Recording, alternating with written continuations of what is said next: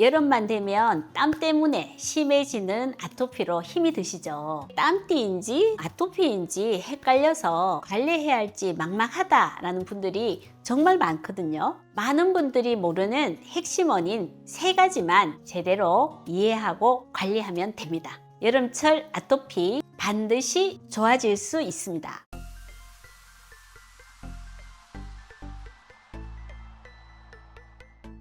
여름철 아토피가 심해지는 첫 번째 원인은 바로 열 그 자체입니다. 높은 온도가 피부의 가려움성 신경을 직접적으로 예민하게 만들어서 평소보다 작은 자극에도 극심한 가려움을 느끼게 되는 겁니다. 두 번째는 땀의 화학적인 자극이에요.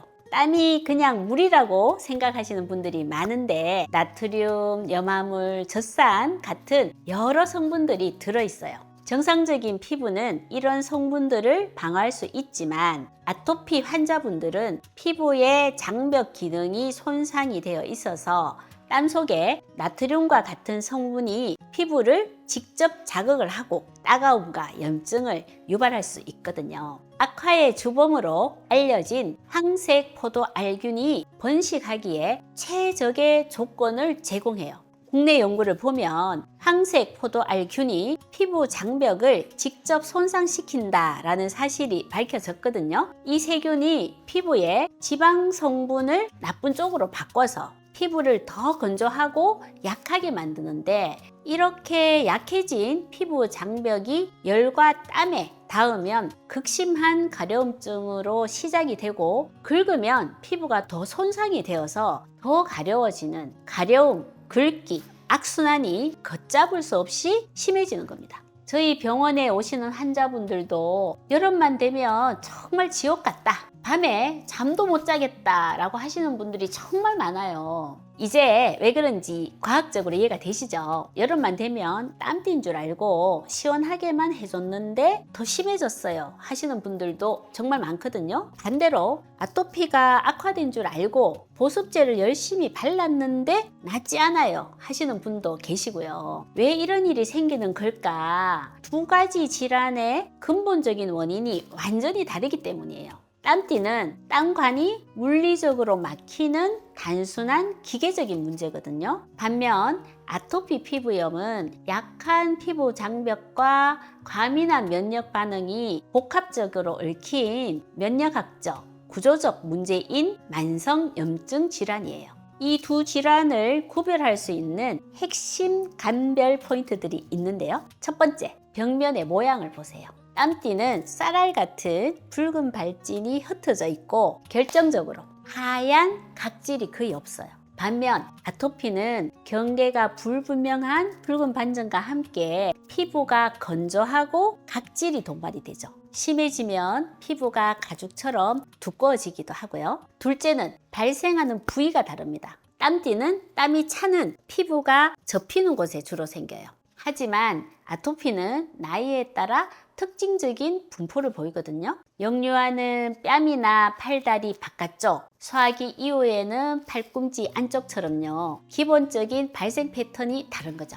셋째, 느껴지는 감각이 다릅니다. 땀띠는 주로 따끔거리는 느낌이 특징이에요. 반면 아토피는 밤잠을 설치게 할 만큼 극심한 가려움증이 주된 증상이죠. 넷째, 병의 경과도 완전히 달라요. 땀띠는 시원하게 해주면 며칠 내로 금방 좋아지는 급성 질환입니다. 하지만 아토피는 한번 악화되면 몇 주씩 가는 만성 질환이라 꾸준한 보습과 항염증 치료가 반드시 필요해요. 정말 중요한 포인트가 있습니다. 아토피 환자는 만성염증으로 땀관이 잘 막혀 땀띠가 더 쉽게 생길 수가 있거든요. 거꾸로 땀띠 역시 아토피를 악화시키는 기폭제가 된다는 거예요.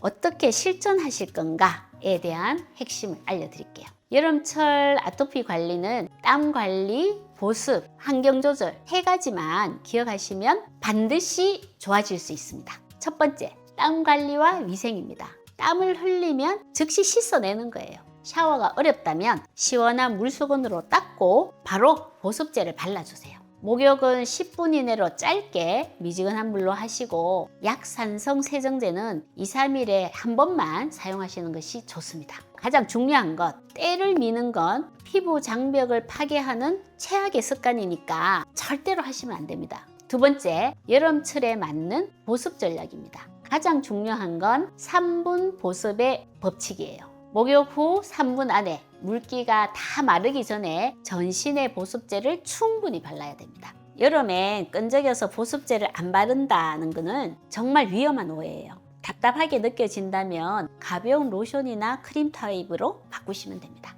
보습은 하루에 최소 3번 이상 건조할 때마다 수시로 해주시고 냉장 보관한 보습제를 사용하시면 시원한 느낌 때문에 가려움 완화에도 큰 도움이 될 거예요. 셋째, 의복과 생활 환경의 제어입니다. 옷은 통풍이 잘 되는 헐렁한 순면 옷을 입고 나일론 같은 합성 섬유는 피하세요.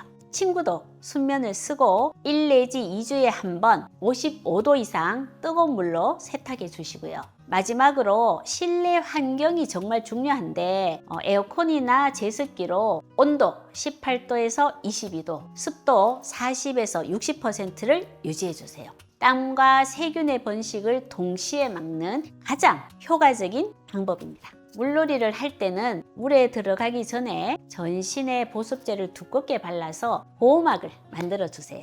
그리고 물에서 나오자마자 즉시 깨끗한 물로 샤워를 해서 염소나 소금 성분을 완전히 씻어내고 즉시 보습제를 발라주는 거예요. 야외 활동할 때는 휴대용 선풍기, 시원한 물 스프레이, 아이스팩을 활용해서 중간중간 피부에 열을 식혀주시고 의식적으로 물을 자주 마셔서 탈수를 막는 것도 중요해요. 여행할 때는 평소에 사용하던 저자극 세정제, 보습제, 처방받은 연고, 자외선 차단제를 반드시 챙겨가세요. 아토피 피부에는 물리적 자외선 차단제가 압도적으로 좋아요. 징크 옥사이드와 티타늄 디옥사이드 같은 미네랄 성분이 피부 표면에 막을 형성해서 자외선을 반사하는 방식이거든요. 화학적 자외선 차단제는 피부에 흡수되어서 열로 변환시키는 방식이라 알레르기 반응이나 추가 열 자극을 줄 수가 있어요. 전 성분표를 보시고 징크 옥사이드나 티타늄 옥사이드가 주성분인 제품을 선택하시고 향료나 에탄올, 옥시벤존 같은 성분은 피하세요. 이 모든 관리법은 증상을 관리해서 삶의 질을 높이는 방법이라는 점을 기억하세요. 사람마다 효과가 다를 수 있고 일시적인 노력이 아닌 여름 내내 지속되는 생활 습관으로 만드는 것이 진정한 비법이거든요. 만약 병변에서 노란색 진물이나 딱지가 생기거나 심한 통증이나 열감이 느껴지거나 발열과 같은 전신 증상이 동반된다면 즉시 전문의의 진료를 받으셔야 해요. 자가 관리만으로는 한계가 있는 경우가 많으니까 안전이 최우선이에요.